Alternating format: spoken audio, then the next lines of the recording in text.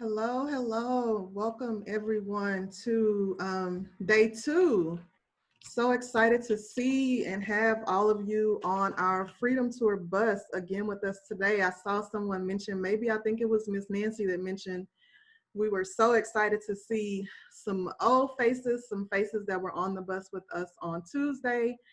And there were some new people that I checked in on the bus today. So we are so excited to have you on this portion of our Freedom Tour. We have a bit of a journey ahead of us as we are headed to Alabama. And if you have driven or been on a road trip from Houston to Alabama, you know that that is no short trip and no short feat. So again, welcome everyone to our day two, where we will visit Alabama and get into what we, in the words of Representative Lewis, call some good trouble on today. So I am Kashayla Pope, and I again will serve as your bus monitor for today for our experience. I would now like to pass it over to Sherry, who will share a little bit about our legacy of our Freedom Tour here with the YMCA of Houston. Sherry? Thank you, Kashayla. Good evening, and again, on behalf of our Y Team Life team, our social equity team, our Equity Innovation Center, I just want to thank and welcome you all for joining us on our second session of our virtual Freedom Tour. As many of you on the call may know, our Teen Freedom Tour, which has been in existence for many, many years, follows the life of Dr. King and the 1960 Civil Rights Movement, while learning about our nation's unfortunate history of racism and oppression against Black Americans. Our journey starts with a 9-hour overnight ride to Atlanta, where we start the day visiting the birth home of Dr. King, the church in which his father pastored, and later on that he would go on to pastor. We then head to Alabama and we visit many of the sites that we're going to experience virtually together today. We learn about the bus boycott. We learn about the Voting Rights Acts and the marches for voting rights in Selma, as well as the Slavery and Civil Rights Museum in Selma. We walk the Edmund Pettus Bridge. We visit Tuskegee University and the airfields, and we learn about the airmen and women who fought a double battle serving their country and still not being recognized or regarded by their country. And like today, we spend a significant amount of time in Montgomery and Birmingham. We walk the streets and we sit in the seats of the civil rights leaders who dedicated their lives to fighting for freedom. From museum to museum, site to site, something that our teens learn very quickly is that Freedom Tour is more than a history lesson. Despite our country advancing in so many ways, systemic discrimination, breathtaking oppression, and painful injustice are still the experience for many Black Americans. As a youth worker who has taken teens on these trips for a number of years, one of the hardest things to witness is a young person's realization that the history they're learning on the Freedom Tour is still very much in the present. The same system that acquitted 14-year-old Emmett Till's killers acquitted Breonna Taylor's killers 65 years later to the day. To overcome racial injustice, we must confront our history. We must work together and commit to dismantling the systems that continue to harm our communities. At this time, we're going to ask that we all take a moment of silence and honor Breonna Taylor and her family, the many families and the lives that have been taken at the hands of racial injustice.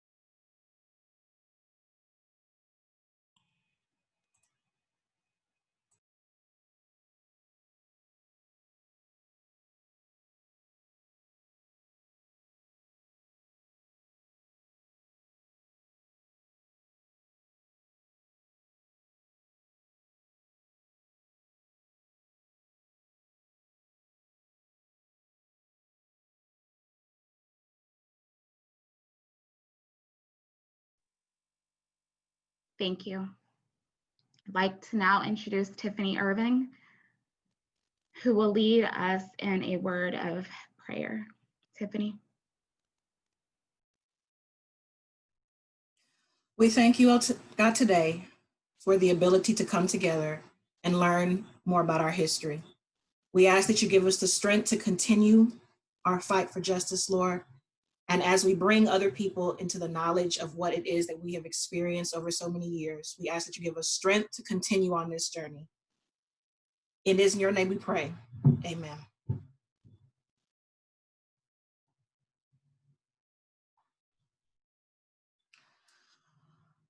Well, welcome. I'm Tiffany. I'm going to be your trip lead for this journey on into Alabama. Welcome aboard Bus Good Trouble. Be prepared. This bus will stop in 3 destinations before we return back home to Houston. Today we'll take you on a journey through Alabama, commonly known as the birthplace of the Civil Rights Movement and filled with the rich history and the tragic loss of the time. So fasten your seatbelts. The journey from Houston to Montgomery begins now. Here is your tour guide, Alicia. Hey, good evening, everybody. All right, so our first stop today is going to be in Montgomery, Alabama. We stop here first because this is the city that changed the course of American history in the 1950s. During this era, many cities were legally segregated with Jim Crow laws. Jim Crow laws were a collection of state and local statutes that legalized racial segregation. These laws were meant to marginalize African Americans by denying them the right to vote, hold jobs, get an education, or other opportunities. Those who attempted to defy Jim Crow laws often arrest, fines, jail sentences, violence, and even death. On December 1st, in 1955, Rosa Parks, an African-American woman, was arrested for refusing to move to the back of the bus in Montgomery, Alabama. This sparked the life-changing movement that we now call the Civil Rights Movement. Now we're going to watch a brief clip of the Montgomery bus boycott in Montgomery, Alabama. You can never whip these boys if you don't keep you in the... You can never whip these boys if you don't keep you and them separate. I found that out in Birmingham. You've got to keep the white and the black separate.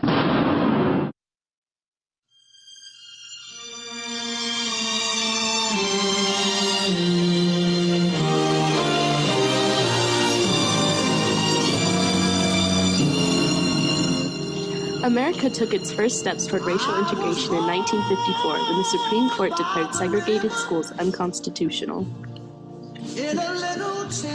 But America's attitude toward their black brethren was still far from friendly, and racism was still as big of an issue as ever.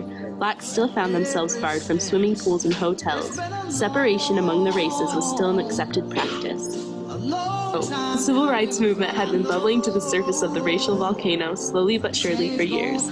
Finally, the revolution was sparked on December 1st, 1955. For a number of years, the Negro passengers on the city bus lines of Montgomery have been humiliated, intimidated, and faced threats on this bus line.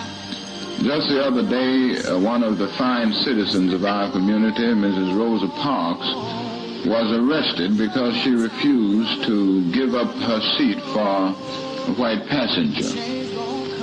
Mrs. Rosa Parks was arrested and taken down to jail, taken from the bus, just because she refused to give up her seat. At present, we are in the midst of a protest, the Negro citizens of Montgomery, representing some 44% of the population. 90% at least of the regular Negro bus passengers are staying off the buses, and we plan to continue until something is done.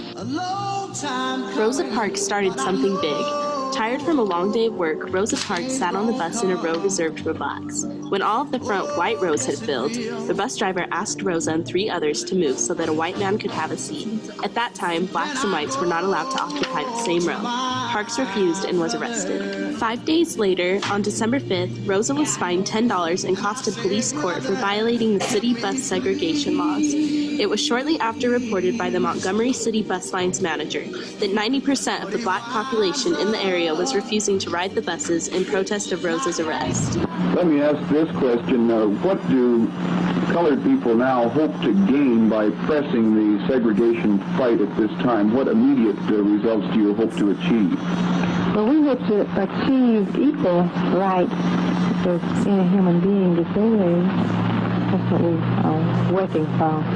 What do you think the prospects are for achieving that goal? I think we'll be successful if we continue. How long do you think it would take? I have no idea how long. Joanne Robinson, the leader of the Women's Political Council and an active member of the NAACP, had distributed anonymous flyers the Saturday after Rosa's arrest, urging black riders to stay off the buses that Monday. Another important event took place that Saturday. A group of ministers and civil rights leaders had a meeting to discuss the boycott. They decided to call themselves the Montgomery Improvement Association. A young minister from the Dexter Avenue Baptist Church was elected their leader. You know this man by the name of Martin Luther King, Jr. The Montgomery Improvement Association was impressed with the success of their Monday boycott, and that night they decided to take a vote on whether or not they should continue the boycott. The vote was taken and the decision was unanimous. The boycott was not going to be over for a long time. The boycott gained immediate support and momentum. Black cab drivers began charging 10 cents, the same cost as the city bus fare. City officials quickly put an end to this practice, saying that any cab drivers that they found to be charging less than 45 cents would face the consequences. The MIA came up with a plan to overcome this latest speed bump. They developed their own private taxi plan. Blacks who owned cars would pick up others who needed rides at designated points around the city. Several churches also bought cars to aid the taxi service.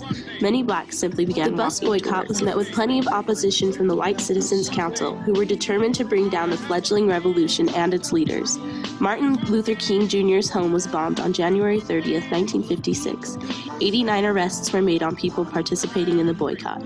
The private taxi system was under attack, with the cabs frequently being pulled over for the most minor traffic violations that usually ended in the driver being placed in jail. Although many have been arrested, we continue, listen to me, we continue our protest, for none of our actions have been found illegal. The carpool and all we have done in this struggle continues. Despite the obstacles they faced, empty buses continued to drive around Montgomery. The integrated bus case ended up making its way to federal court. The decision came 2-1 in favor of integration. The city filed for an appeal but was denied by the U.S. Supreme Court, who, on November 13, 1956, declared segregation on buses unconstitutional. This was the day the boycott officially ended. Blacks made their official return to the city buses on December 21, 1956, but there was still a lot of obstacles to overcome. The KKK wasn't very happy with the Supreme Court rulings, and they made sure their presence was felt. Snipers began to attack city buses. Bombers attacked the homes of black leaders, Baptist churches, and the People's Service Station and cab stand. They tried their hardest to scare the blacks, but as Martin Luther King Jr. would later say, it seemed to have lost its spell.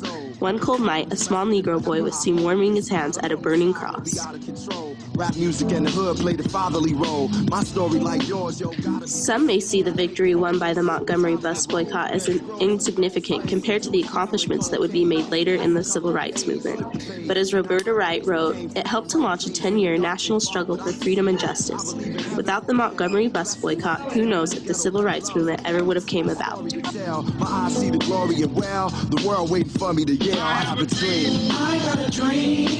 Now the time has come for this nation to fulfill its promise. The events in Birmingham and elsewhere have so increased the cries for equality that no city or state or legislative body can prudently choose to ignore them. Speak, I shall ask the Congress of the United States to act. make a commitment it is not fully made in this century to the proposition that race has no place in American life or law.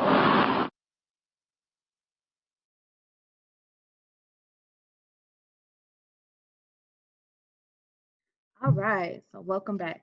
So now we're gonna have a brief discussion and we're gonna put you guys in groups so you'll get a notification to join a breakout room. We're gonna be in those breakout rooms for 10 minutes. And the following questions are the questions that we're going to discuss in those breakout rooms. The first one is Rosa Parks and the lessons from the Montgomery bus boycott brought racial integration to transportation and international attention to the civil rights. What was your biggest takeaway from this clip? Do you feel that boycotts are still effective today? Why or why not? And what do you feel is the best way to advocate for the rights of marginalized people today? Breakout room facilitators, I am putting the questions in the chat, so if you need to copy and paste them and put them in your breakout room chat, then please do so.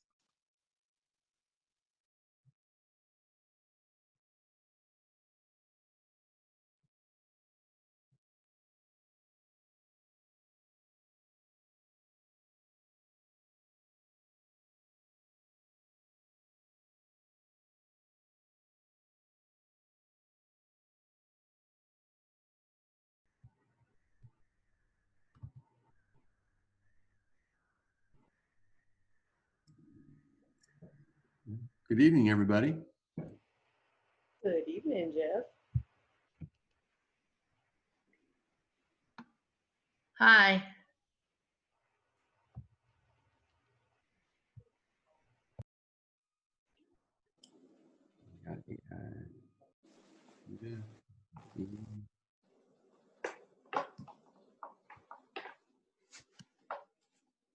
So Tunde or Susie,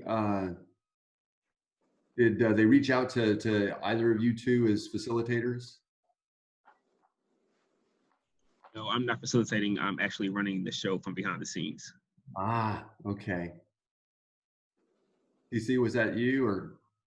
I was told that we had confirmed you, so I was gonna let Yeah, okay, all right. I just wanted to make sure. So we'll wait just another minute or two. We just had someone join us. Oh, my good friend Savine just joined us.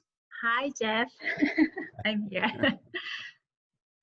I was sick. I missed the first one, but I'm glad I caught this. Yeah. So we'll go ahead and get started. 10 minutes isn't a lot of time. So I'm going to go ahead and put the questions in our chat here as well.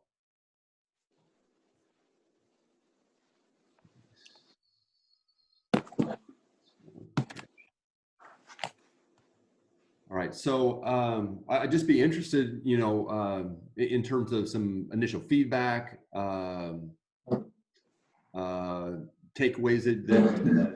that we as a group took away from the clip that we just saw. We'll just open it up. Don't be shy. One thing I learned was that they had people using their cars as taxis to kind of support the ones that were not riding the bus, so that way they could still get around and do what they had to do.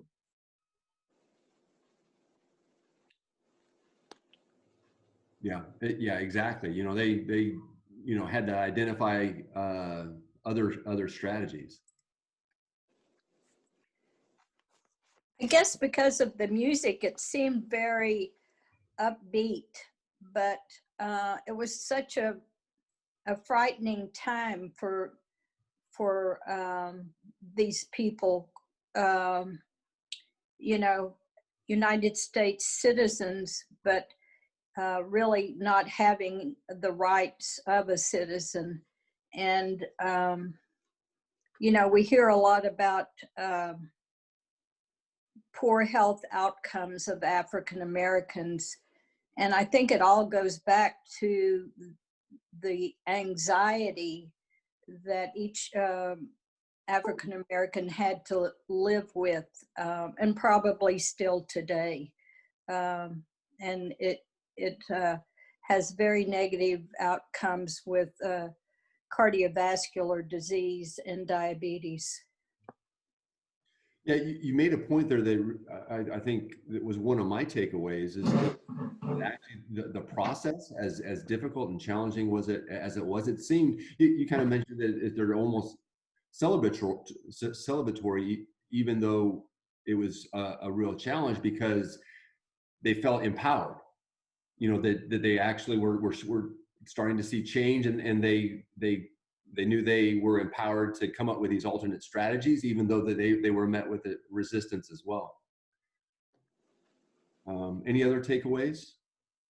I realized that Alabama was not at all subtle in what they were doing as far as discrimination was concerned compared to where it was up in Chicago area. Of course, this was years before I was around, so, or if I was around, I was, you know, like a real young child or something, so I wasn't aware of it, you know, until we studied it in school.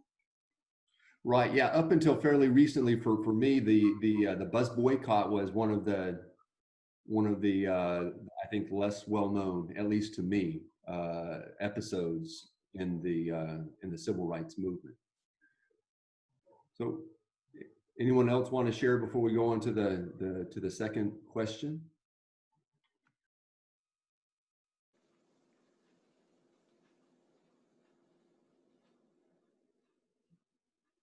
Okay, if not, so the second question was, do you feel that boycotts are still effective today? Why or why not? Be really interesting. I think, I'll talk. I think they are effective. We see like around the world, like different types of boycotts going on.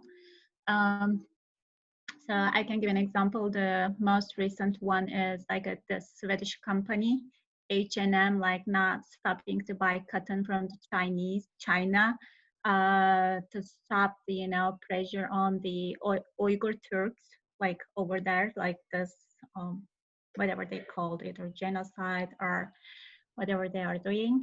So I think it caused a lot of awareness around the world. So whatever type of boycott is, I think it's still effective today because of the impact of the social media.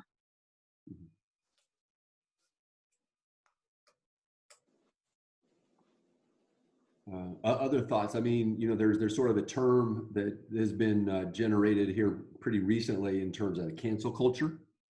I think there's sort of a debate, you know, in our society right now around that. Any other thoughts in terms of the effectiveness of boycotts in promoting social change? Hi, good afternoon, everyone.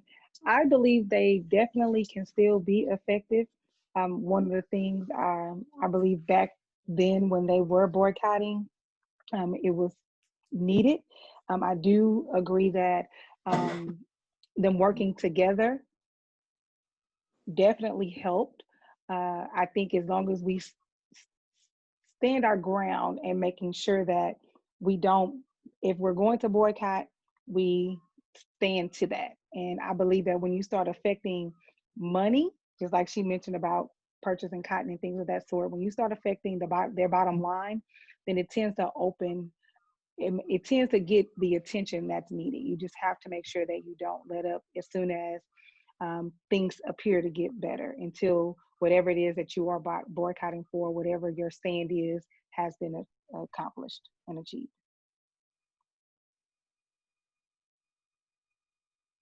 Yeah, great points. And any other thoughts? I'm not sure we really can see the effect it has. Say if we won't buy certain shoes or products made by the Trump family or whatever. I think for most of us, you know, we do it because we think it's right, but I don't know if it works or not. Yeah, you know, I mean, the one thing that I would point to is, you know, at least in today's environment, you see a lot of companies that and organizations that, you know, when issues like this, you know, come to light, you do see a number of them that are I think are more aggressive than they ever would have been in the past in terms of disassociating themselves from some of these, you know, either whether it's their staff or you know, their senior leadership that you know, maybe on the wrong side of a social justice issue. So I think we may have just a few minutes left, but the third question was, what do you feel is the best way to advocate for the rights of marginalized people today?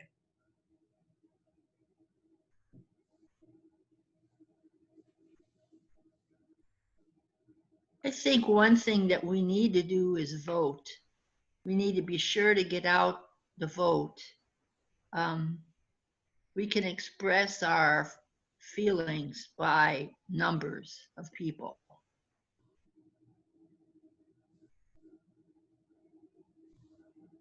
And I think we need to keep a watch on how our children are educated, so parts of the history of racism aren't deleted or really glossed over. It's important to take ownership for what happened. Yeah, exactly. You know, at least when it comes to this social justice issue, you know, ignorance isn't an excuse, and that, you know, that's why I think you know, this virtual tour and how it's being attended, you know, so well is a big step. You know, we got to educate ourselves as an entire community about what's gone on in the past to be able to change our future. And discussion. Oh, Dr. Gary, it cut you off.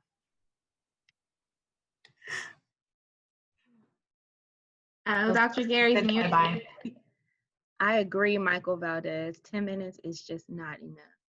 Valdez is right. Still going. Michael was in my group yesterday. Yes. I know we was getting started. It was like, oh, you have 5 minutes left. Oh, Mike. Hey, Alicia, if you're there, it's Barb. I'm texting with Greg that we're on a call together. Hi, Barb. How are you? I'm doing well, thanks. Good to see you. You too. Tell Greg I said hello. I did already, even though I hadn't gotten a chance to talk to you.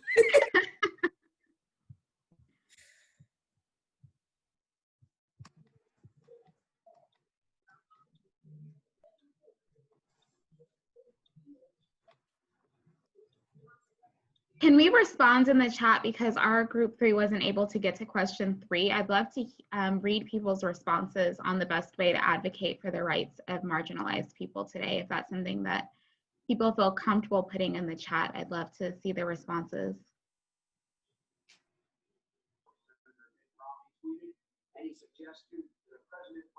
Use your voice in your face.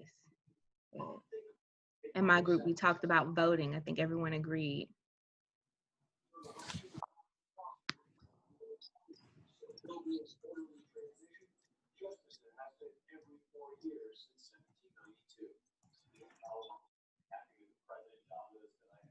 All right, great responses in the chat. Keep them coming. If it comes across your spirit to share it in the chat, please do. So we're gonna continue on with our tour. So we are leaving the Montgomery bus boycott, but we are still in Montgomery, and we are now heading over to the Dexter Avenue King Memorial Baptist Church. So this is a preserved church that appears as it did when Dr. Martin Luther King Jr. served here as pastor from 1954 until 1960. This church was the site of mass meetings to organize the famous Montgomery bus boycott. So sit back and relax as we visit the Dexter Avenue King Memorial Baptist Church with Miss Wanda Battle.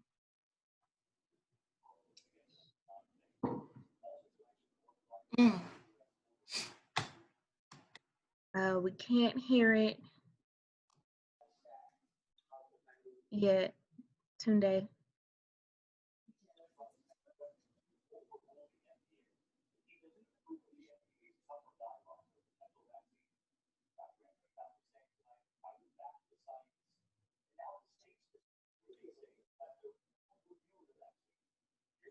This is actually one of my favorite. We visit a lot of churches during this Freedom Tour, and this is one of my favorite churches to visit because the tour director here, Ms. Wanda Battle, she is awesome. She's an amazing tour director. She's so well versed in the history of the church, and she is just an amazing spirit to meet. My name is Wanda Howard Battle, and I'm tour director here at Dexter Avenue Memorial Baptist Church. This church was established in 1877, and it was wealthier ones of the community, doctors, lawyers, business owners, and educators. They purchased this property, and they built this church from 1883 to 1889. This church was constructed, and the bricks, the clay bricks that they used then are still the original bricks here in the structure of this church. And here this church still stands on this corner, 1 block from the state capitol, almost 140 years later. Reverend Vernon Johns was here 5 years, the 19th pastor of Dexter. And he was this fireball, controversial, unafraid of anybody, and would stand up against the segregation of this city. And when he came to Dexter, Dexter was filled with all of these wealthy, we're the socially elite ones of the community. And Vernon Johns arrives, and he's watching all of this segregation happening in this city, and they're not necessarily rocking the segregation boat to make a difference. He tells them, you may be the socially elite, but you'd better care about your brothers and sisters who are down the street being beaten and jailed. And so Vernon Johns is said to be the forerunner of civil rights because he prepared them to get ready for the work that was led by Dr. King. So when Vernon Johns resigned in 1952, oh, they were happy to see him go. And they had a visiting preacher for 2 years. And then in 1954, here comes this little young 25-year-old Martin Luther King Jr.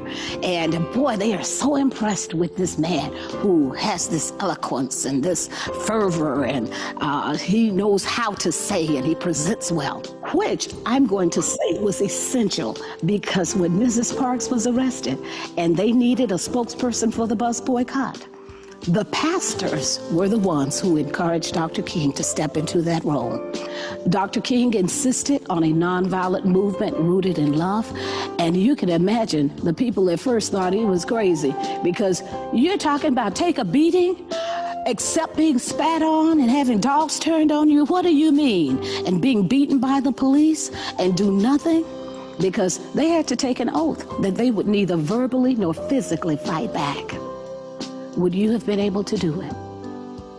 When the cause for what you believe in becomes greater than your fear, you can answer the call no matter the cost. And so when you ask about Dr. King's influence and how it made a difference in this congregation loved him. And because of the great love that was in his heart, it went beyond this church, and he couldn't stop. So he had to resign January 1960 because the work was greater than Montgomery.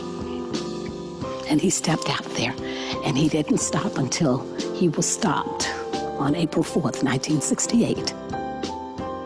But he says, you can kill me. But he says the movement still continues. So here we are. It's in our hands now. So now what do we do with it? Oh, this little light of mine, I'm gonna let it shine, yes. This little light of mine, oh yes, I'm gonna let it shine. Let it shine, let it shine, let it shine. This little light of mine, I'm gonna let it shine. This little light of mine, I'm gonna let it shine. This little light of mine, I'm gonna let it shine. Let it shine, let it shine, let it shine. I'm sorry, Alicia.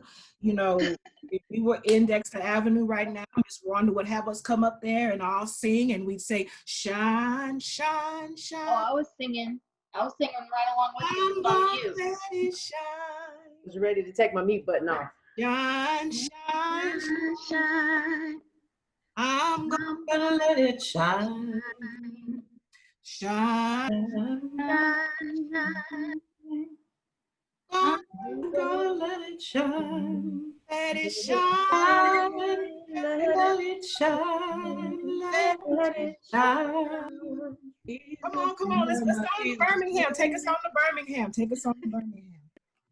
All right. Thank you so much, Tiffany. I could just feel Miss Wanda's spirit watching that video. So thank you so much, because Tiffany is right. Miss Wanda would make us all stand up, get in front of the church, and sing along with her to This Little Light of Mine.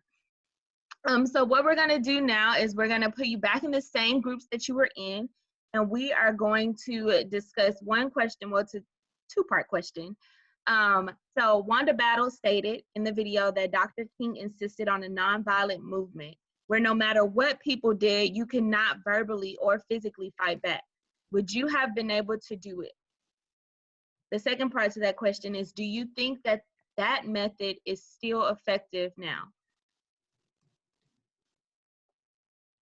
So facilitators, I put it in the chat just like before, and we're gonna go to our breakout rooms. Please join your breakout rooms.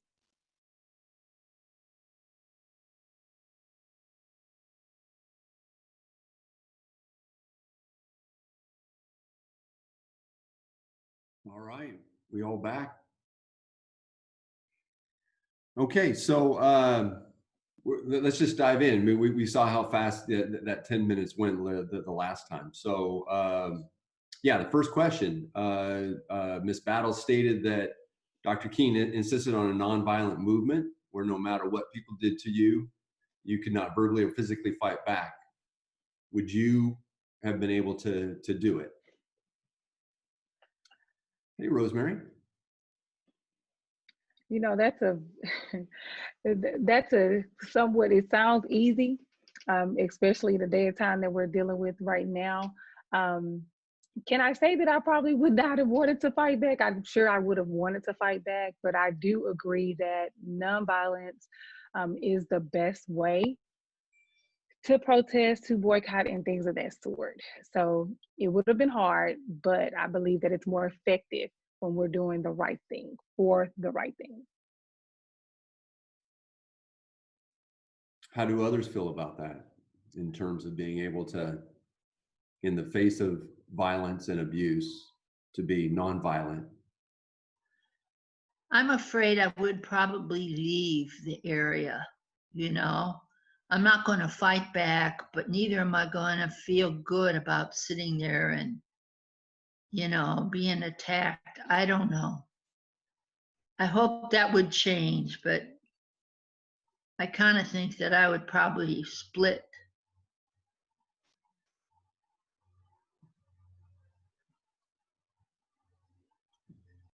Thank you, Catherine. How do others feel about that?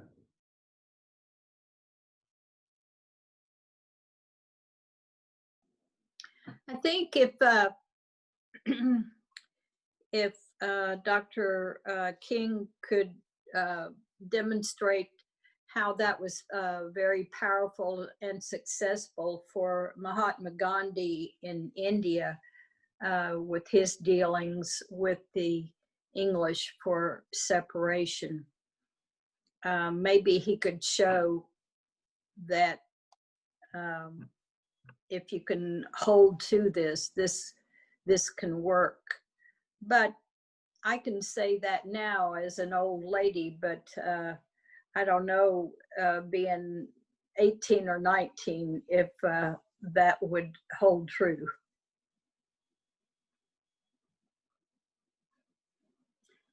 Yeah, for me, I think it would be very difficult, and you know, to some degree, I think that's a reflection of my white privilege. You know, no one's gonna disrespect me. I'm gonna stand up for myself. But honestly, I think that, you know, part of that is a reflection of white privilege. and I'm just being honest in that I think that would be very, very hard for me.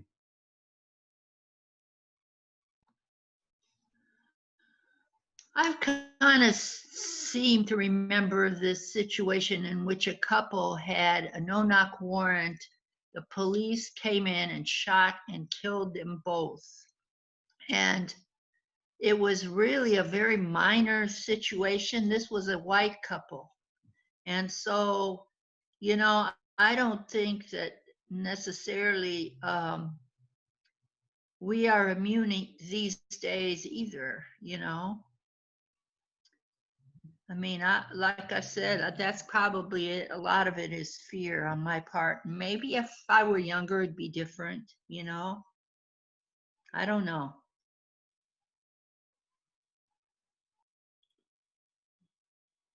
Other thoughts on this? We have some folks in our group that have been pretty quiet. Anyone feel compelled to share on this question?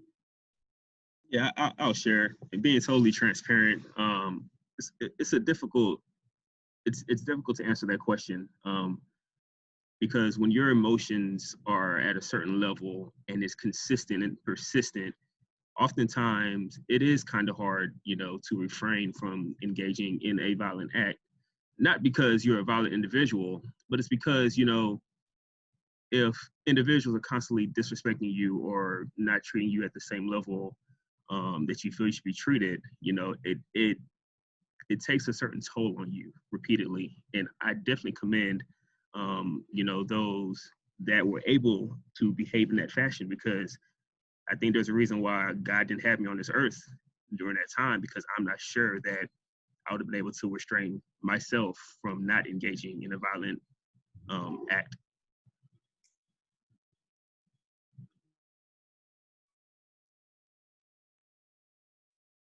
Anyone else before we move on to the second part of the question?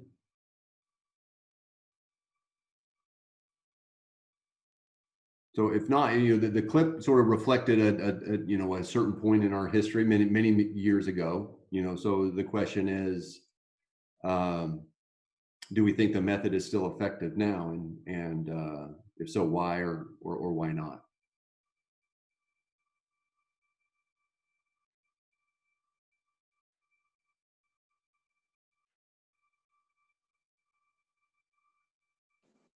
I think it would be effective if you could get rid of the anarchy that has invaded a lot of these demonstrations. Some of these people have no concern over the injustice. They just want to cause more havoc.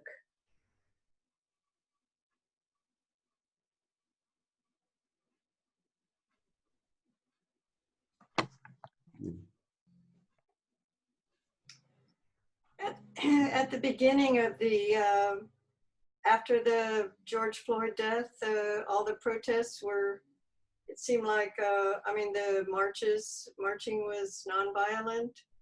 And I know it seemed like pretty fast, the state of New York, anyway, the governor provided a plan where all the cities in New York would reorganize their policing systems, and he has criteria for it. So it seemed like they were nonviolent, and it did work. Yeah, I mean, in my opinion, we're still kind of in the middle of it, you know, in terms of seeing, you know, if real change comes out of this. You know, I can only imagine, you know, my friends of color, the frustration, quite honestly, because we're dealing with a lot of the same issues that, you know, they were dealing with back then. That, you know, yes, that there was some changes, but there's still so much left to be done, and you know, the work's. So, you know, at some point, you know, and I know that most of the protests have been peaceful, you know, and you know, it only takes, you know, one bad apple to spoil the barrel, as the old saying goes. But, you know, the frustration, you know, is just that we're still dealing with these issues after, 60 years.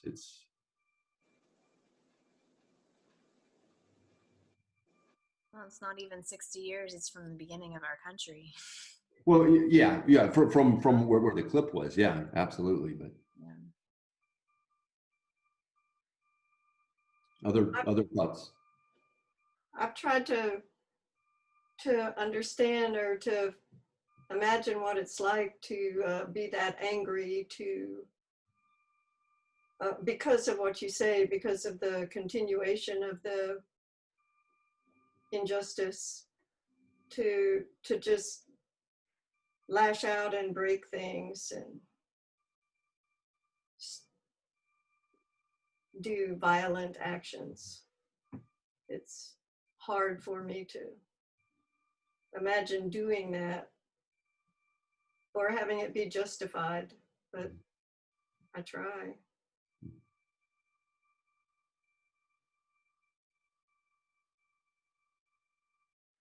We got about a minute left. I think a lot of the folks, I feel like, by golly, you haven't gotten through to them yet. And I don't know if there are some people you might never get through to them at all. I don't know.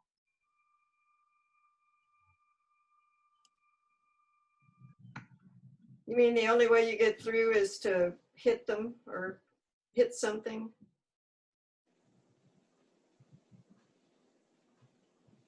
Yeah, I'm never going to advocate violence. I understand the frustration, but it's, Maybe you take something away from them because they took something away from you. Is that the song? Boycott is so disrespectful. I was gonna say, yeah, Frida got cut off right in the middle of a beautiful statement. Yeah, it kicked us out, and probably it was my fault. I didn't give y'all enough warning. So nasty and so rude. I know. Yeah, I'm sorry. Frida, you should keep going. Finish your statement. Yeah, keep going, Frida. Let's hear from Frida. I think you're muted, Frida. Frida's muted. Frida? Yeah. Oh, Okay. wait, then Yeah, keep I was going and finish it. They were rude. They took us out. That's okay. I guess what I was wanting to finish by saying is, I'm a family who's connected here to our heritage. So I have actually cousins who live on reservations in Oklahoma. And so it crosses over to every culture. There are no limits. When you look at a melting pot of people, you have to always remember the suffrage that goes with it. And what that does for me is it builds respect. The fact that there's a generation that moved forward and keeps moving forward, that's strength. That's it. Awesome. Thank you so much for sharing. Yeah, we got kicked out. We were in the middle of our conversation, still on the first part of the question. So if your groups did not get to answer the second part of the question, which was, do you think the method of nonviolent protesting is still effective today? Please comment on your thoughts on that in the chat. All right, so we are moving on. We are getting back on the bus, but don't worry, we'll be back to Montgomery in just a little bit, which in real life, it would be more than a little bit, but we are traveling to Birmingham, Alabama. So go ahead and buckle your seatbelts because our next stop is Birmingham, Alabama, which is a city whose name is almost synonymous with the civil rights movement. Birmingham, Alabama was the site of much bloodshed and strife as civil rights leaders faced strong opposition and the attempted destruction of their churches and meeting places. Birmingham struggled to shed the stigma of violence and injustice, and today is home of several memorials and one of the country's premier civil rights museums. 16th Street Baptist Church is still an active church in the Birmingham community today, in spite of its tragic past. During the civil rights movement, the church served as a meeting place for the organization of marches and other civil rights activities. In 1963, the church was bombed,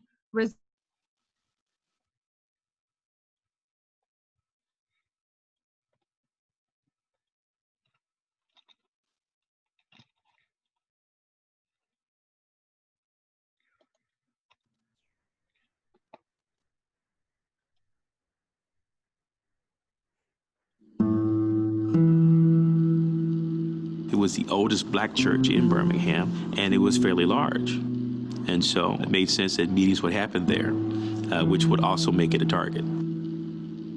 On Sunday morning, September 15th, it was Youth Day. Right after Sunday school, Addie Mae Collins, Carol Robinson, Denise McNair, and Cynthia Wesley are getting ready to go into the choir. I remember Addie, I was closest to Addie. We would go to church picnics. Addie and I just gravitated to each other. Cynthia Wesley was a friend of mine. She was at my school. She was a 9th grader. Just started in September, and I was an 11th grader. I remember Denise back there always smiling, and she was the only child. And I remember Carol Robinson being quiet. She played in the orchestra at her school. Addie Mae's sister Sarah is also in that ladies' lounge. Sarah said the last thing that she remembers is seeing them helping each other tie on sashes, and then it went dark.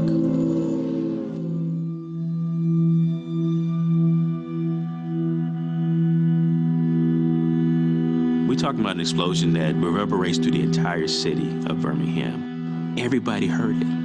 I was at South Illerton Baptist Church, and our pastor was shifting kind of nervously across the room and said he had received word that 16th Street Baptist Church had been bombed.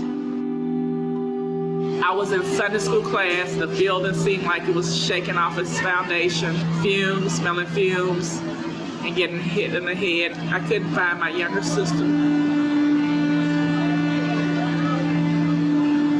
Only later to find out that she was taken to the hospital. She was only 4. She was cut in the head, blood dripping down her clothes and down her face. Reverend John Cross comes down after the explosion to go into the hole and hears moaning. My father heard somebody saying, Addie, Addie, and he realized that Sarah was calling her sister's name because that's the last voices that she heard before the explosion occurred. They find the bodies, and they're almost literally stacked on top of each other. He said they looked like they had been blown together. It devastated me. It was just so painful to know that these girls were killed at church. They had not done anything to deserve something like that. That was enough to pull people off the fence. Kids are supposed to be safe at church. This is not supposed to happen in America. We're above this kind of thing. And so this was the catalyst to get some things moving.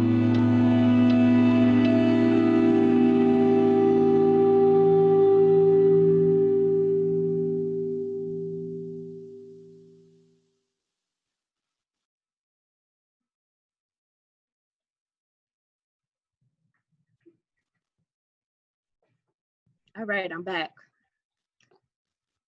Sorry about that. Okay, so next we're just going to, there's going to be a question on the screen, and we're going to share our thoughts in the chat. So in the 1960s, during times of trial, turmoil, and confrontation, the church provided strength and safety for Black men, women, and children dedicated to breaking the bonds of segregation in Birmingham. What are some places in your community that you consider a safe haven? And how can you help to create those safe spaces in your community?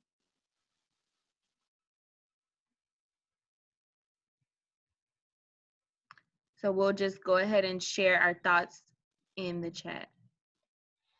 And if anyone feels led or moved and wants to share vocally, you can do that as well. Just unmute yourself as well.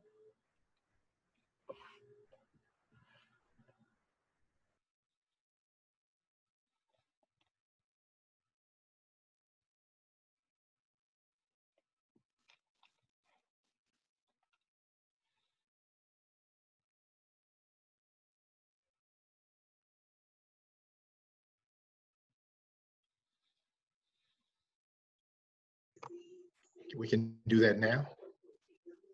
Yes, go ahead. Yes.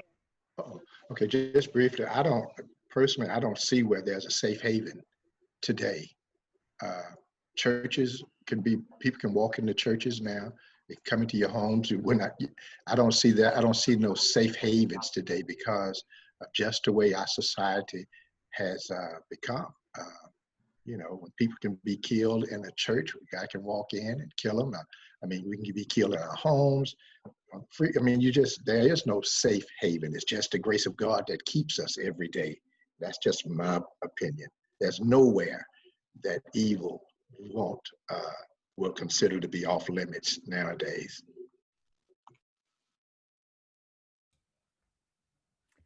I have to be in agreement with you because as I read the question over, and I too thought, I don't know anywhere in the community that I would actually feel safe.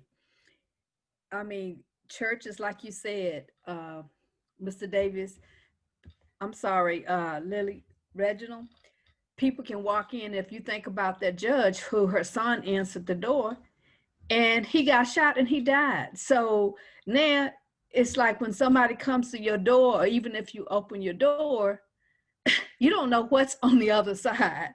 So to me, I'm like you, there's no such thing anymore as a safe haven. And like you say, the only thing that I can do is continue to pray that, no sickness or disease or anything will come near my dwellings, and just focus on Almighty and to build a hedge of protection around me, my family, and hopefully the community, the people, your loved ones, but I'm like you, there's no safe haven anymore. So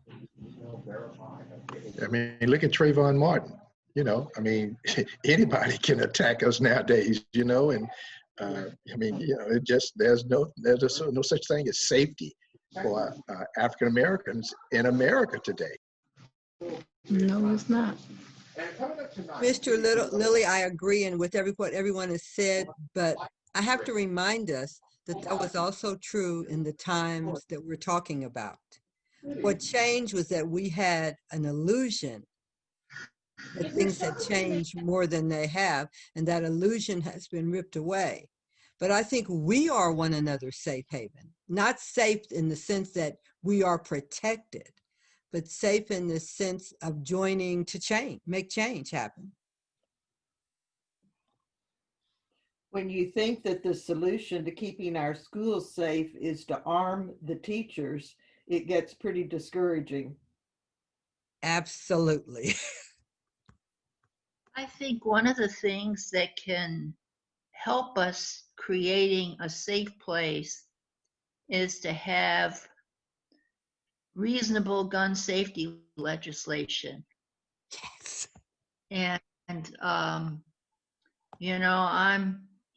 I don't know, you don't need an AK-47 to hunt a deer, for example. I mean, I don't understand that whole thing.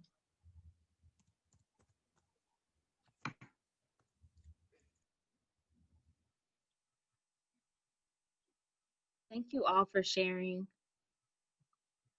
So Can now, I just say something? They don't purchase the AK-47s for deer. We know why they're purchasing them. They're not purchasing them for deers. I'm glad you got that one. That was a tongue-in-cheek remark on my part. thank you all for sharing. So we are going to get back on the bus. We're leaving Birmingham, but we are still going to stay in Alabama. And I am going to hand it off to our next tour guide, who is our trip lead, Mrs. Tiffany Irving. All right, Ryan, is everyone ready for our next stop in Alabama? Take a seat on the bus. You can sit anywhere. That's your right. In 2015, when I first went on the Freedom Tour, we arrived in Selma at the Brown Chapel AME Church. And we marched 2 by 2 from the church across the Edmund Pettus Bridge. That bridge. The Selma to Montgomery March, it consisted of 3 different marches in 1965 that marked the political and emotional peak of the American Civil Rights Movement. These 3 marches grew out of the voting rights movement in Selma, Alabama. The first march took place Sunday, March 7th. which became known as Bloody Sunday. The second march took place on March 9th, which became known as Turnaround Tuesday.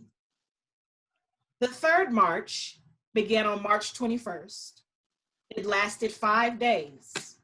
It made it to Montgomery on March 24th and to the Alabama State Capitol building on March the 25th, 1965. So let's sit back and take a look at these events in Selma, Alabama.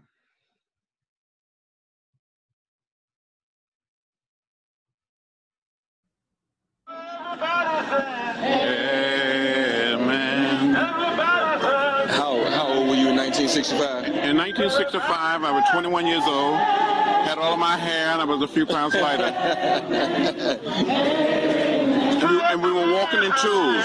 Right. And it was almost complete silence. So from the moment you all stepped off, it was quiet. It was so quiet, no one saying a word. Until we got to the edge of the bridge, crossing the bridge. Such action would not be allowed on the part of any other group of citizens or non-citizens of the state of Alabama, and will not be allowed in this instance.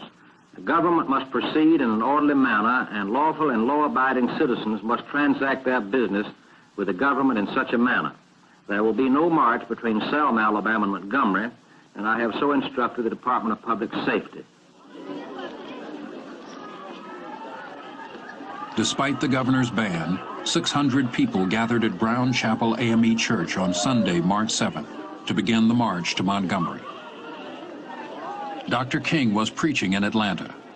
Hosea Williams and John Lewis led the march. Lewis chose to march even though his organization, the Student Nonviolent Coordinating Committee, opposed SCLC's strategy and decided not to take part.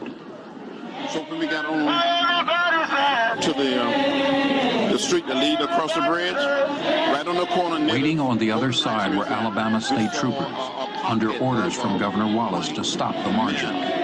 Some of them had on coveralls and jeans, and they was giving us the finger and that type of thing. But for the most part, pretty quiet. Okay. And then we got to the top of the bridge. Down below, we saw this steel blue. Parks' posse was on the sideline. Blue uniform. And behind the state troopers was the shared posse on horseback. And we continued to walk. No one saying a word. And we came within hearing distance of the state troopers. And this major identified himself and said, "I'm Major John Cloud of the Alabama State Troopers. This is an unlawful march and will not be allowed to continue. I give you 3 minutes to disperse and return to your church." And Jose said, "Major, give us a moment to pray. And before we can pass word back for people to kneel and pray," he said, "Troopers advance." And you saw these men putting on their gas masks. And they came toward us, beating up with nightsticks, bullwhips, trampling us with horses, and releasing the tear gas. I was sitting here by a state trooper with a nightstick. In the film, it looked like when they hit you first, it was like dominoes. Right. And people just start trampling over each other. The last thing I remember, I was just out on the ground, and I thought I was going to die. I thought I saw death. And I thought it was the Lions protest.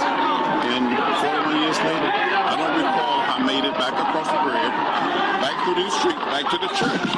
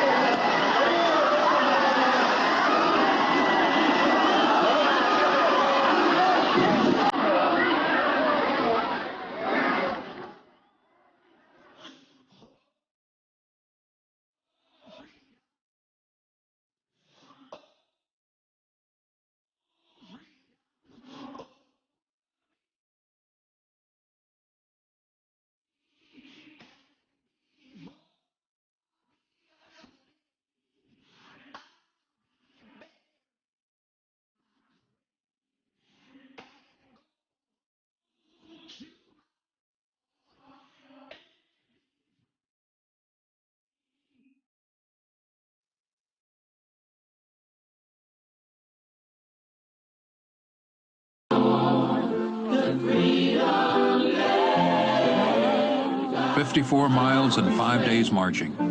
They were now 25,000 strong.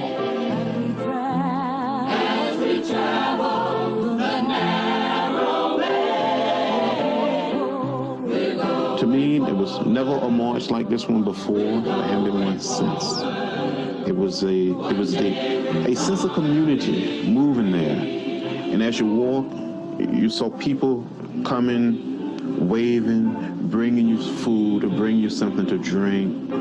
You saw the power of the most powerful country on the face of the earth. In the euphoria of the moment, no one could know the traditional civil rights movement would never again be the same. The fragile coalition that had shaped the movement for so long was coming to an end.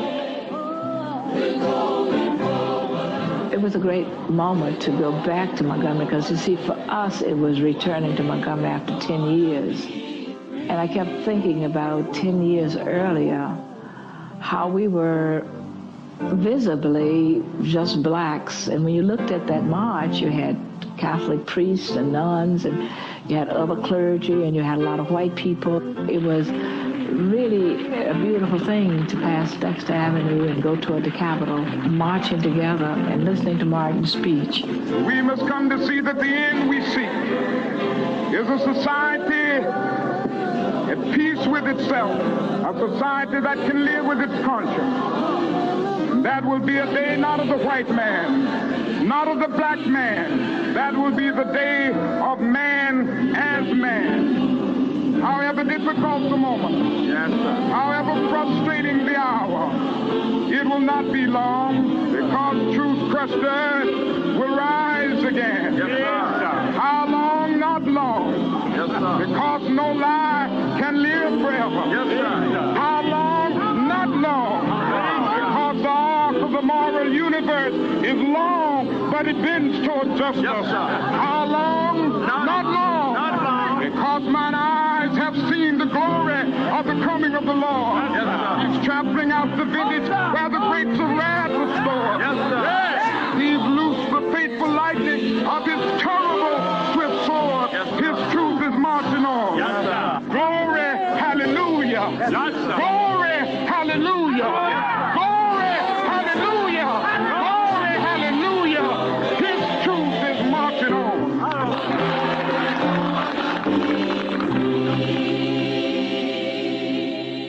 The words of the movement.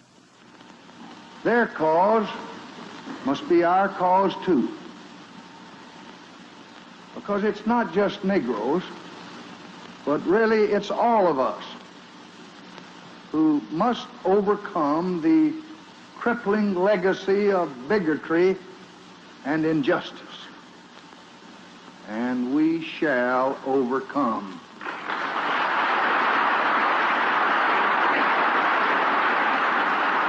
Lyndon Johnson came on, the late president, and said, "We shall overcome." And that's just like, you'd stuck a dagger in your heart or something like that. I mean, you know, what's this guy doing? And, you know, you had respect for your country. The South's very patriotic, but it just destroyed everything you'd been allegedly fighting for. We were all sitting around together, and Martin was sitting in a chair looking toward the TV set. And when LBJ said, "And we shall overcome," we all cheered, and I looked over toward Martin, and Martin was very quietly sitting in the chair, and a tear ran down his cheek. It was a victory like none other. It was an affirmation of the movement.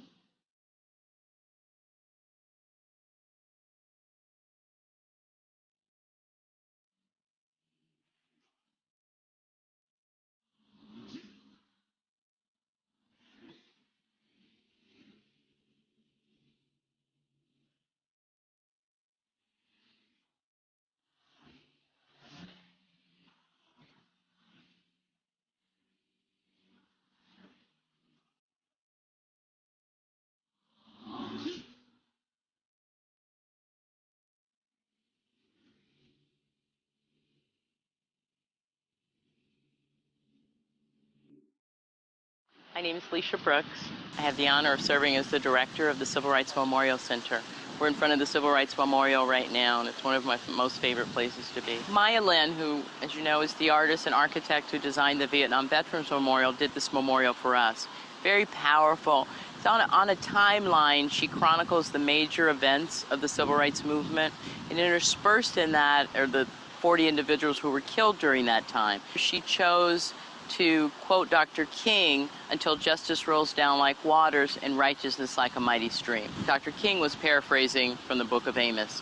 Thousands of people visit the Civil Rights Memorial Center weekly, really. You look outside and it's surrounded by people, and that's a beautiful sight to see. One of the things that we get to do that's really special is host Congressman John Lewis's civil rights pilgrimage for his congressional delegation. This year marks the 50th anniversary of the Selma to Montgomery March. They all gather around the Civil Rights Memorial, and Congressman Lewis tells them, this is real, this happened, I was there. The Selma to Montgomery March was the voting rights march. Once you know the story of these individuals whose lives were sacrificed to secure the right to vote, and what people went through, even on Bloody Sunday, Congressman Lewis being knocked unconscious, Amelia Boynton, people literally sacrificing their lives to secure the right to vote. The fact that we would be so cavalier about it now and not vote in absolutely every election that we can.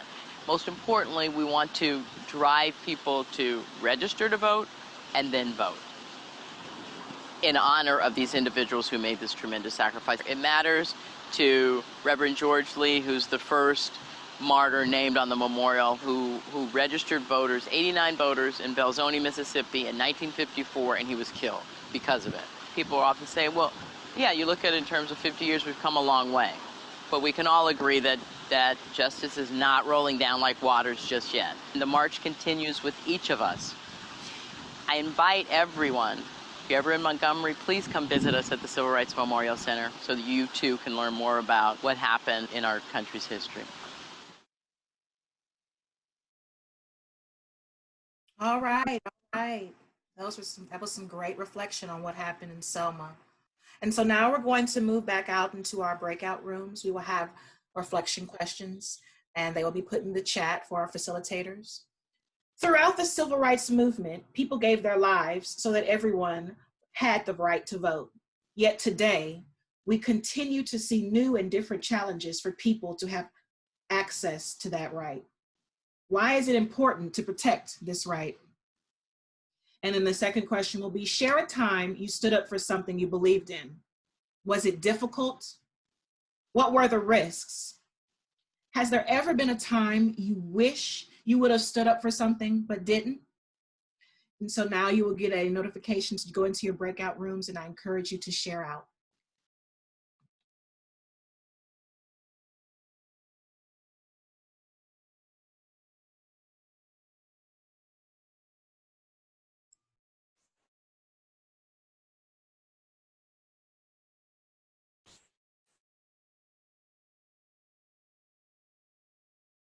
All right, we're getting to be good friends, aren't we?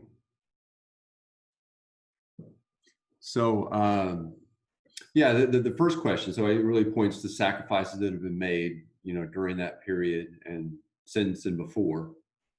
Why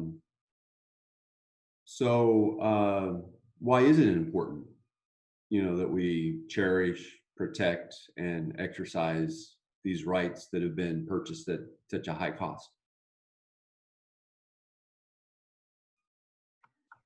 Well, I know in NAACP, maybe other places too, they say that we need to vote like our lives depended on it because they do.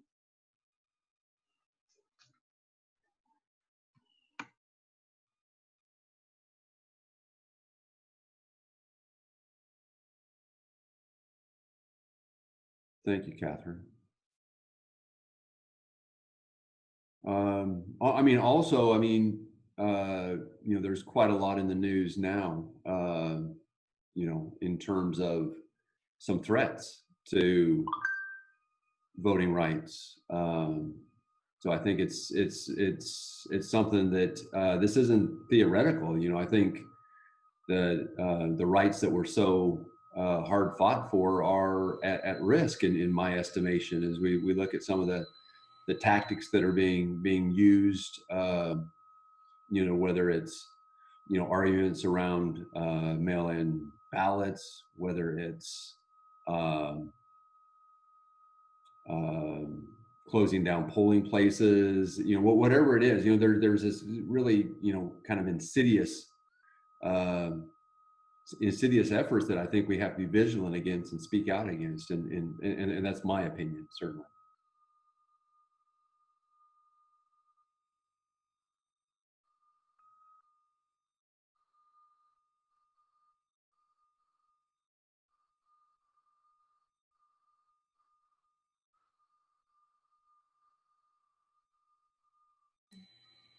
Anyone else like to chime in? I wish that I stood up.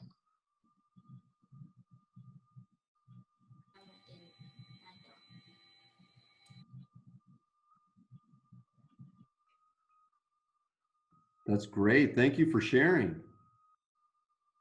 So when you turn 18, it's important that your right to vote is protected. Thank you for speaking up. Hey, Jeff, I think that it's very important that we as people do our best to engage, our younger audience that's not as connected with the historical past of this country. And for those who have fought and some who've put their lives on the line and lost their lives, for the basic rights that we have now. So I'm not gonna lie, it gets frustrating when I hear individuals say that they're not going to exercise their right to vote. For whatever reason it may be, that's their right, but I think that, we should know the history of this country. And I think that if we're able to understand that, perhaps, our perspective on things might be shifted just a bit. Tunde, to kind of piggyback off of, what you're saying, I think, and some of what Jeff has alluded to, it's important because of the initial cost. And I think too often in times today, people don't internalize what that initial cost was. That was a life. That was several people who fought for an opportunity for us just to be heard. So in my opinion, to not use that right, it's kind of like somewhat of a slap in the face, but I think it just totally alludes to not knowing and being educated on all that it took. I think you hear about it briefly in February, but there's outside of that, especially growing up, and it's mostly boils down to education. If the truth, or if there was a broader spectrum of what our history truly all entailed, then that would mean a little bit more to just the youth, and that will have an opportunity to exercise that right eventually. I think from a very practical standpoint, and you just look at the Voting Rights Act of 1965, that happened because it was voted into law. So our elected officials passed that law that protected those rights. And if we want to see change, then ultimately, that has to be reflected in the laws, the bills that get put forward and those that are signed into law. And so that doesn't happen until we have representation that reflects our desire to see that happen. And that doesn't happen unless we vote.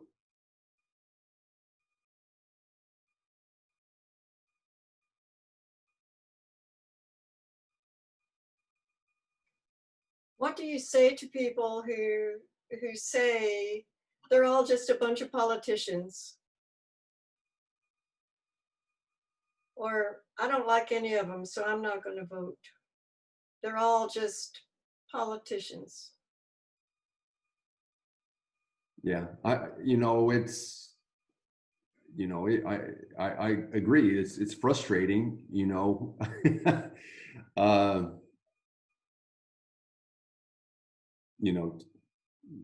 you know, the system seems so broken, you know, and so, you know, you know, I don't think it's easy, but, you know, somehow we have to, you know, start to have representation that, you know, isn't concerned about being reelected, you know, and wielding power, but is interested in seeing change happen. You know, right now, you know, if I could wave a wand and make that change, I would. But right now, you know, I think the vote is the best tool that we have, and to speak out, to educate ourselves, and you know, continue to demand change. Yeah, I think that a lot of people are just not informed with how certain things affect them daily. I think that when people hear about election, they just hear about the presidential election and that's it, not realizing that there are other things that they're voting for that directly impacts them in their communities. So I think that if we're more informed and we're more in tune with what those things are, perhaps we can give them, you know, just an elementary level of information regarding how their inability or their decision not to vote directly impacts and affects them, their family, and their direct community. I have noticed through COVID that the more local and state level people really, in a way, had a bigger impact on us in COVID than the national level. So that really became more obvious during COVID.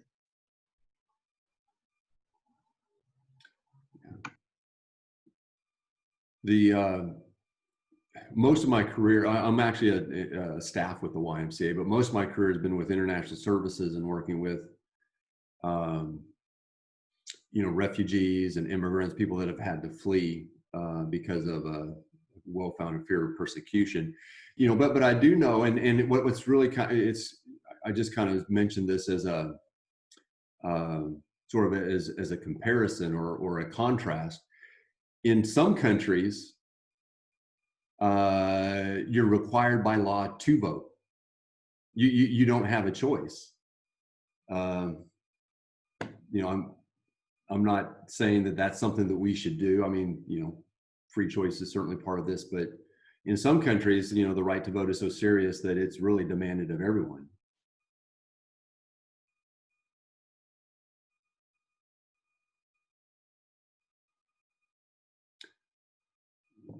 So the second question was, you know, for me, I think a tough one, you know, so I think I'm still reflecting on it, but it was, share a time you stood up for something you believed in. Was it difficult? What, if any, risks existed? Has there ever been a time where you wish you would have stood up for something but didn't? Well, we had a march for the ERA in Chicago and the Equal Rights Amendment, and I didn't feel like it was very difficult because we had a lot of people that were going on this. So I didn't know any risk except, of course, the whole idea of the mileage that you walk, you could hurt yourself or you could, you know, something like that. But there really weren't any risks involved.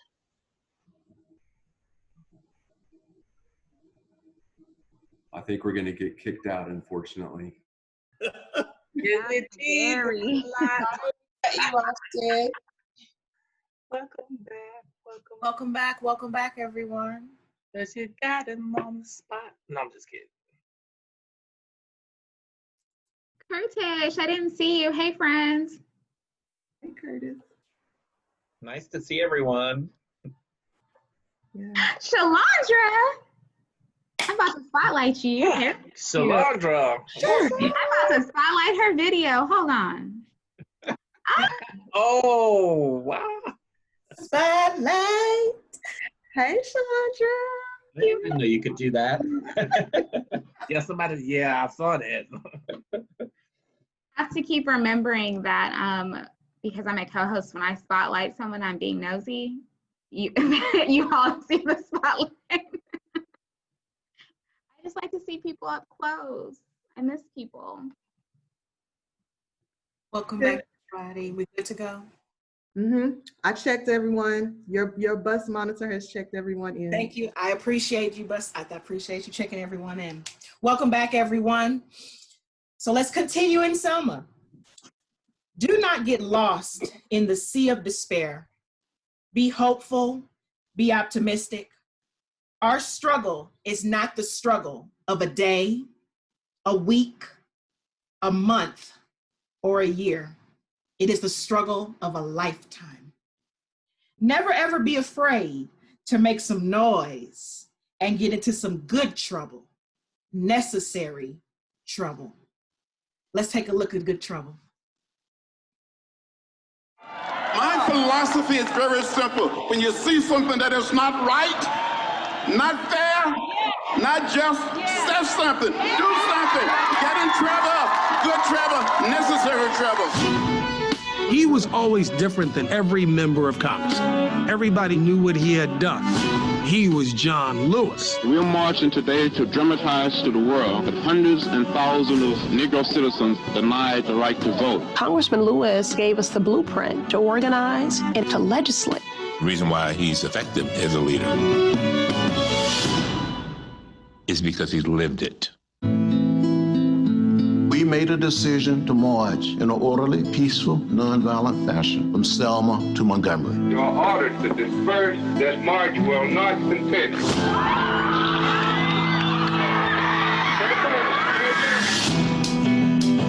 I was hit in the head. My knees went from under me. I thought I was going to down the bridge. If John Lewis, as a 19, 20-year-old, wasn't doing what he did, I would not be here. We will march with the spirit of love and with the spirit of dignity that we have shown here today. The whole time he was in the movement, it was frightening, knowing the danger, knowing what could happen. You cannot replace a John Lewis. He's the most courageous person I ever met.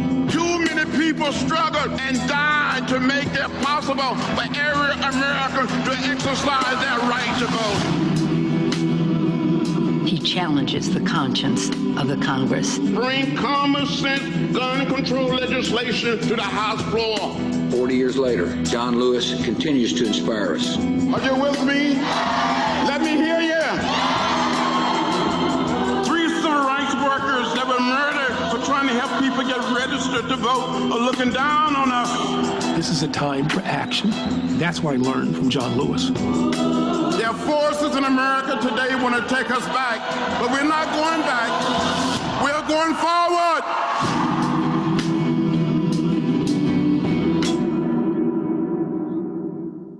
Hi, my name is Brian Stevenson, and I'm standing at the National Memorial for Peace and Justice in Montgomery, Alabama. I'm standing under monuments that honor thousands of black men, women, and children who were lynched between 1877 and 1950. These people were pulled out of their homes, they were burned, they were drowned, they were murdered, they were hanged because they didn't have the political power to create a secure society. They were disenfranchised, they could not vote. 6 million people in this country were terrorized. African Americans were forced from their homes and their lands because of disenfranchisement, because they didn't have political power. Today, we are the heirs of their struggle and suffering. We have the right to vote. And so I'm asking you to exercise this right that was fought for, that people died for, and get out and vote. Oftentimes I hear people say, I don't like either candidate. I don't want to vote for either one. And we don't have the option in this country, those of us who care about justice and equality, to stay home. We've often had to make the choice between bad and worse, but we make that choice because if we care about the poor, if we care about the condemned, if we care about the incarcerated, we have to vote for them. I'm here to tell you that if you are concerned about mass incarceration, if you're concerned about immigration, if you're concerned about the undocumented, if you care about people who are marginalized, if you care about the poor, the excluded, the disabled, the disenfranchised, then you have to vote. Election day is coming. And the challenge that all of us are asking, not just those of us at the Equal Justice Initiative, but those who have fought and died, is will we take the responsibility we've been given and vote?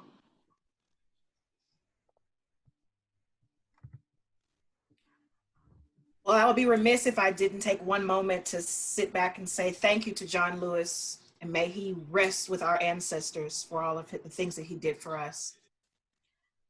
And for our last stop, our tour guide, Cece, is going to take us on back to Montgomery to explore the Equal Justice Initiative.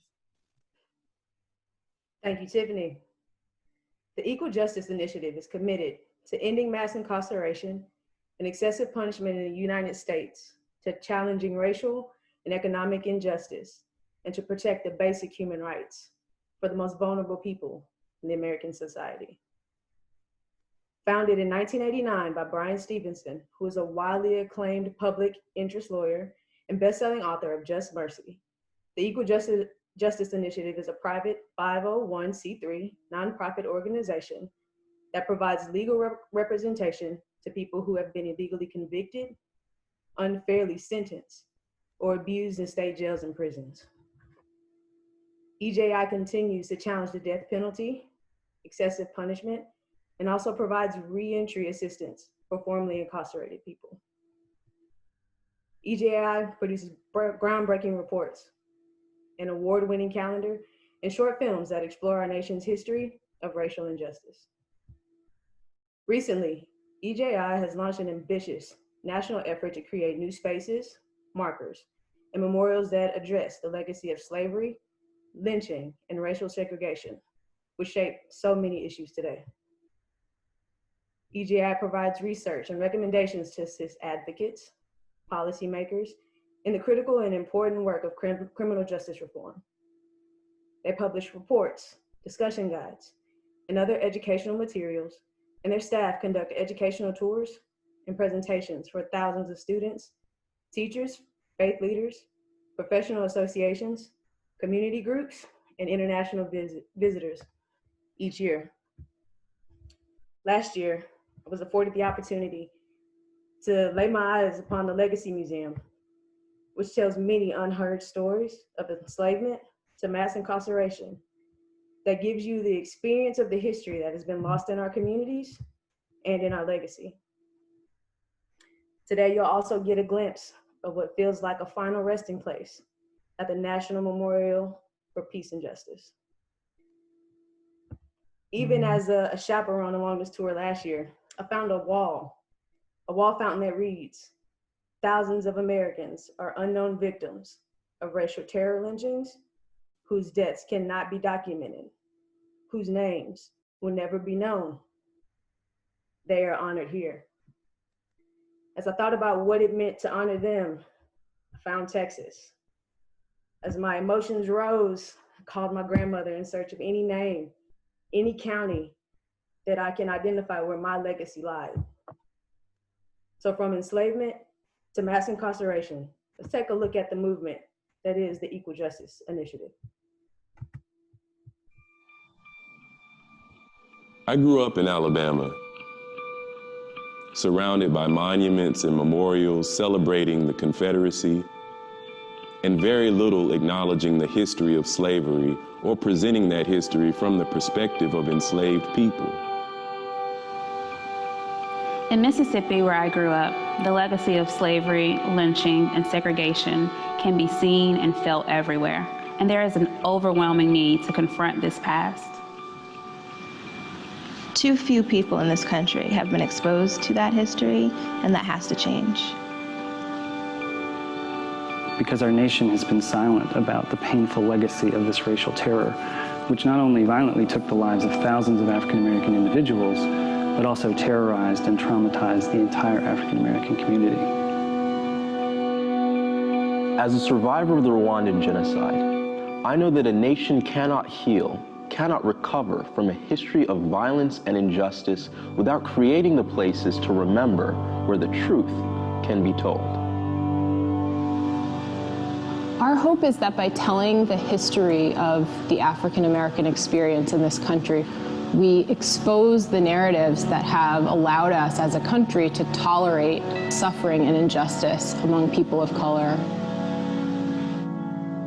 We want to create an institution that allows people to experience directly what this history means, what it does. In South Africa, you can't go there without learning about the history of apartheid. In Rwanda, you cannot spend time there without being told about the legacy of the genocide. If you go to Germany today, in Berlin, there are monuments and memorials and stones that mark the spaces where Jewish families were abducted. But in America, we don't talk about slavery, we don't talk about lynching, we don't talk about segregation. And so now it's time to talk about it. We want to build this museum from enslavement to mass incarceration. And we want people to understand there is this line from slavery to the racial bias and discrimination that we see today that needs to be understood.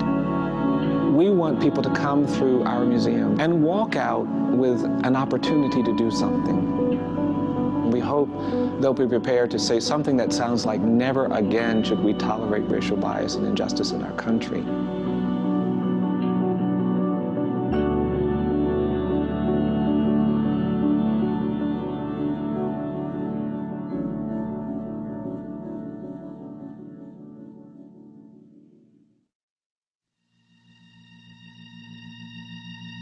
I love the Lord, He heard my cry.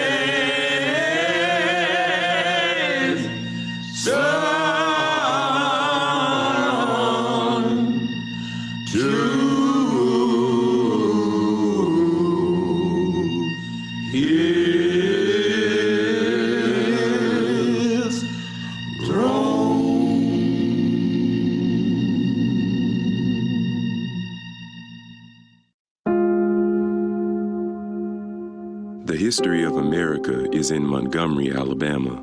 Our nation has been shaped by difficult periods where people of color were oppressed, abused, exploited, and enslaved. In Montgomery, our country's painful past comes into sharp focus. Thousands of Native people lived in communities across the Deep South for centuries until European settlers arrived. White planters wanted the rich, fertile lands occupied by the Creek Nation in South Central Alabama.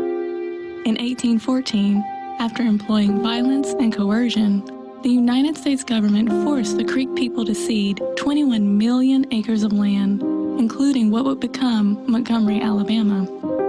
Tens of thousands of Creek people were forcibly removed from the land, pushed west on a trail of tears where thousands would die. White settlers moved in immediately, and a massive effort to traffic enslaved black people began as a part of the domestic slave trade. Sacred native burial grounds would be destroyed in Montgomery to build banks and hotels to support the commerce of slavery. Montgomery became a city shaped by slavery, as it was financed and supported by an agrarian economy made profitable by enslaved black labor. The slave population of Alabama increased from 40,000 in 1820 to 400,000 in 1860. Before the Civil War, Montgomery had the largest population of enslaved people in the state and one of the largest in the region, larger than New Orleans and Mobile. Nearly 2/3 of the people living in Montgomery County were enslaved black people. There were more slave depots, slave warehouses, and slave commercial sites than there were churches or schools. In Montgomery, opposition to the abolition of slavery was so deep and wide that it was here that the first White House of the Confederacy was formed. Here, Jefferson Davis was inaugurated as the leader of the secessionist interest to uphold slavery and wage a bloody war against the United States. This war would ultimately claim the lives of an estimated 750,000 people. Despite defeat and surrender by the South in the Civil War, support for slavery and racial hierarchy remained strong in Montgomery. After the collapse of Reconstruction, white Southerners began to erect statues, monuments, and memorials to romanticize the Confederacy and celebrate Southern resistance to racial equality and emancipation. A state constitution was created to sustain white supremacy in Alabama, and Montgomery proudly proclaimed itself the cradle of the Confederacy. A violent era of racial terror began after Reconstruction that would result in the tragic lynchings of thousands of black people in the first half of the 20th century. Millions of black people would flee the American South for the North and West as refugees from terror. It was one of the largest mass migrations in human history. Black people who remained were subjected to humiliating Jim Crow laws. African Americans were disenfranchised, denied equal education and employment opportunities, and routinely humiliated by legally enforced racial segregation. White mobs in Montgomery lynched 12 African Americans, including Robert Williams, Wilbur Smith, and Otis Parham. In the 1950s, courageous African American men and women in Montgomery began a historic movement to fight against racial oppression that would change the nation. The Civil Rights Movement was born in Montgomery when black women refused to cooperate with Jim Crow laws on Montgomery's buses. A prophetic preacher led mass meetings and a mass movement that would inspire people all over the world to come to Montgomery in support of racial equality. Love your neighbor as you love yourself. Seems that I can hear a voice speaking even this morning saying to all of us, stand up for what is right. Stand up for what is just. Lo, I will be with you even until the end of the world. After sacrifice and struggle, civil rights leaders persuaded Congress to pass laws eliminating many racial barriers to voting and improving educational opportunities for black people.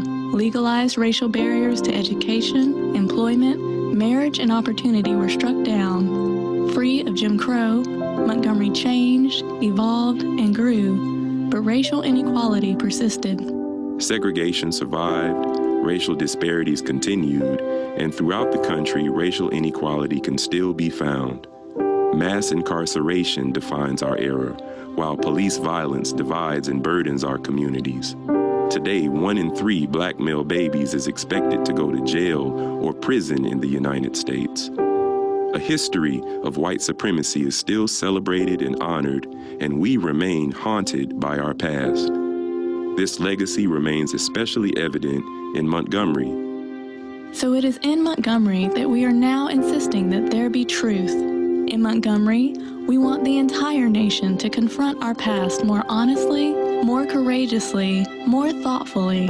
In Montgomery, we are calling for truth and the courage to face our history in a new way. In Montgomery, we have opened the National Memorial for Peace and Justice, a space to honor thousands of African American victims of racial terror lynching. In Montgomery, we have opened the Legacy Museum, a space that documents the need for reflection and justice from enslavement to mass incarceration. In Montgomery, we are asking you to join us, visit us, stand with us, hope with us. Hope for more understanding, more justice, more fairness, more determination to overcome our history. Hope for an end to racial bias and inequality. Hope for a better future. In Montgomery, Alabama, the National Memorial for Peace and Justice and the Legacy Museum, From Enslavement to Mass Incarceration. For more information, visit museumandmemorial.eji.org.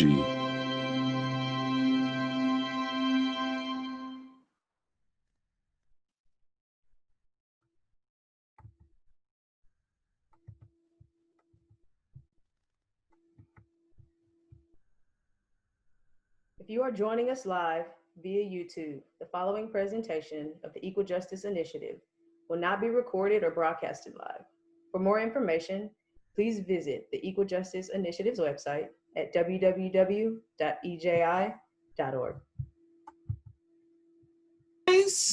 We're back on the bus, ready to get back to Houston. I really hope that you enjoyed our bus tour in Alabama.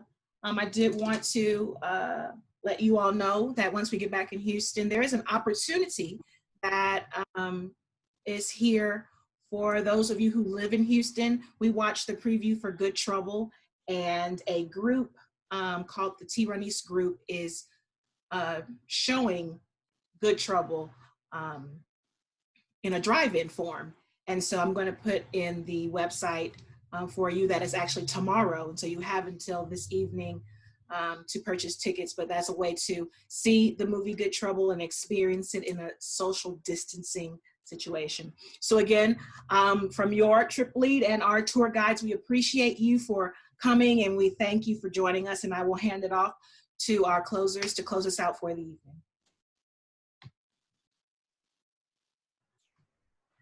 Thank you, thank you, thank you, and welcome everyone back to Houston. We have had just a tremendous journey through Alabama. For someone that has gone on this tour in person a few different times and had the honor of leading or acting as a trip lead, every single time that I've experienced it in person and just experiencing it virtually, there's just something that just stands out, or something that, how did I miss that the first time, or how do I not, know that? So there are just so many nuggets and just so much history, and the learnings is just so impactful every single time. So we appreciate you all for being with us here today and for taking this journey with us through Alabama. As a reminder, we will be back on Saturday. We are scheduled to depart at 10 a.m. And so we will begin to load the bus around 9:45 in the morning. We will continue the conversation. So this week we have just received so much knowledge, so much information. And Saturday we will really be charged with what we can do with what we know. How can we start that unlearning of systemic racism, and how can we use our voice and our platform and our connection to truly impact change within our community? So I hope to see everyone back here on Saturday as we educate and engage together. We have one more opportunity. I believe Sherry is going to share with us and we'll wrap us up. Sherry? Yes, so again, our Freedom Tour, both virtually and in person, is sponsored by our Houston Texans. And we are co-hosting a community voter registration drive happening tomorrow afternoon at the Houston Texans YMCA, located at 5202 Griggs. The first 100 people to sign up will also receive a We Are Texans, We Are Voters t-shirt. We know that we may be preaching to the choir this evening and that you're all registered to vote, but we all have an opportunity to share with our network. So also in the chat, I'll put the link for tomorrow's event with the Texans at the Houston Texans Y. Please encourage your network to, one, check and make sure that they are registered to vote. And if they are not, there is no shame in that. We are still in voter registration season. So we want to encourage them to go out and either get registered to vote in person or go online as well. So in the chat earlier, and when we were talking, we talked about using our voice, but we also talked about the power of voting and action. So this is a great opportunity for us to put that into action immediately. So thank you all again. Thank you to our trip leads. They did an incredible job providing an experience for us, though virtual, was very impactful, and definitely felt like I was back in Selma, Montgomery, and Birmingham. Thank you to Tiffany, Cece, Alicia, and behind the scenes, thank you to Tunde, who made sure that all of our slides and videos and everything took off, and to Kashayla for her leadership. Thank you all.